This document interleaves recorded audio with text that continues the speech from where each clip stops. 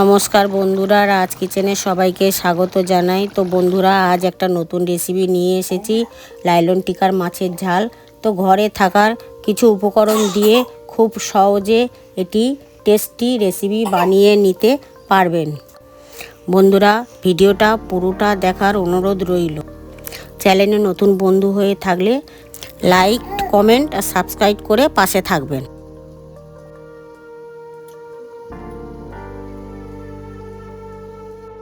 চলো বন্ধুরা, লাইলন টিকার মাছের রেসিপিটা শুরু করা যাক। তো ওর জন্য এই মশলা নিয়ে নিয়েছি: পেঁয়াজ কোচানো, টমেটো কোচানো, কাঁচা লঙ্কা, আদা রসুন বাটা।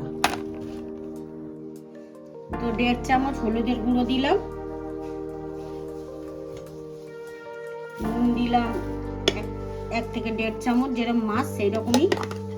তো মশলাটা আমি এবার মাখিয়ে নেব সুন্দর করে, নিয়ে 2 মিনিট রেখে দেবো। মাছের ভিতরে নুনটা একটু ঢুকলে ভালো লাগবে। তো জ্যান্ত মাছ তো দারুণ খেতে হবে।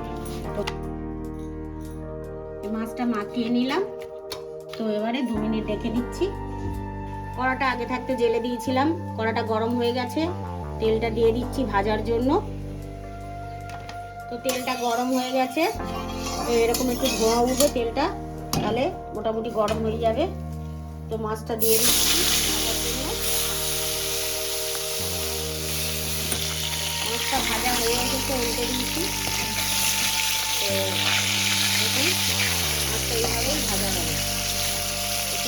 বন্ধুরা, মাছটা ভাজা হয়ে গেছে। তো এইভাবেই ভাজবে, দারুণ খেতে লাগবে। দেখুন, তেলটা গরম হয়ে গেছে। পেঁয়াজটা দিয়ে দিচ্ছি, কোথাও পেঁয়াজটা নাড়িয়ে নিলাম।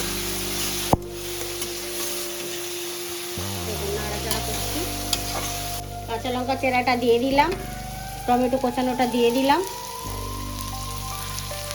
দিয়ে একটু লবণ দিয়ে দেবো 1 চামচ। তো মাছে একটু লবণ দেওয়া আছে, ওই জন্য একটু কম করে দিলাম। এই 1 মিনিটের জন্য ঢাকা দিয়ে দেবো। এবারে একটু নাড়াচাড়া করে সুন্দর টমেটো দিয়ে দিতে হবে। এই 1 মিনিট পরে খুললাম, একটু নাড়াচাড়া করে দিচ্ছি। দেখুন কত সুন্দর হয়ে গেছে পেঁয়াজটা, টমেটোটা একদম রেডি হয়ে গেছে। এবারে আমি দেবো আদা রসুন বাটাটা। আদা রসুন বাটাটা একটু নাড়াচাড়া করে নিলাম, একটু কষিয়ে নেব। একটু নাড়াচাড়া করে দিচ্ছি। এবারে হলুদ দেবো 1.5 চামচ, লঙ্কা দেবো 2 চামচ। একটু ঝাল খেলে ঝাল দেবেন, কাঁচা লঙ্কাটা দেওয়া আছে। দেখুন বন্ধুরা, কষানোটা এরকমভাবে কষাবেন, টেস্টি হবে খেতে। একটু নেড়ে দিচ্ছি। কষানোটা আমার হয়ে গেছে। দেখুন, এরকমভাবেই কষাবেন। এই যে কষানোটা তেল ছাড়ছে, এটাই। এই জলটা দিয়ে দিচ্ছি, অল্প করে জল দেবো যাতে একটু গায়ে গায়ে। ভাজা মাছটা দিয়ে দিচ্ছি একে একে।